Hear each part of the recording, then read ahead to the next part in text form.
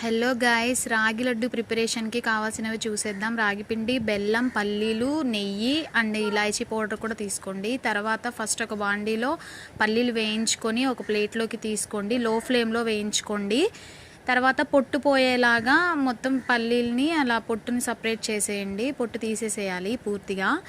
తర్వాత ఒక మిక్సీలోకి వేసేసుకొని దాని యొక్క పౌడర్ లాగా చేసుకోండి. ఎందుకంటే రాగి పిండిలో అది కలిసితే కొంచెం టేస్ట్ వస్తుంది అని చెప్పేసి ఆ పిండిలోకి పిండి అండ్ ఒక నెయ్యి 2 స్పూన్స్ అలా వేసుకొని పిండిని మొత్తం కూడా పచ్చివాసన పోయి ఆ నెయ్యి స్మెల్ వచ్చేలాగా కొంచెం వేయించుకోండి. కలర్ కూడా చేంజ్ అవుతుంది. చేంజ్ అయిన తర్వాత మనం ఏం చేయాలి అంటే బెల్లాన్ని పాకం చేసుకొని పెట్టుకోవాలి. కొన్ని వాటర్ వేసుకోండి. తర్వాత మొత్తం అది పాకం అయిన తర్వాత బెల్లం కరిగి తీగ పాకం వచ్చేలాగా చూసుకోండి అంతే.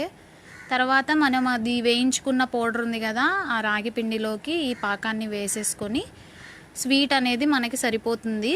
లడ్డు చేయడానికైతే అది సరిపోదు. ముందుగా మనం ఈ స్వీట్నెస్ కోసం అది వేసుకుందాము. తర్వాత నేను పచ్చిపాలని వేసుకొని లడ్డూలాగా చేసుకున్నాను.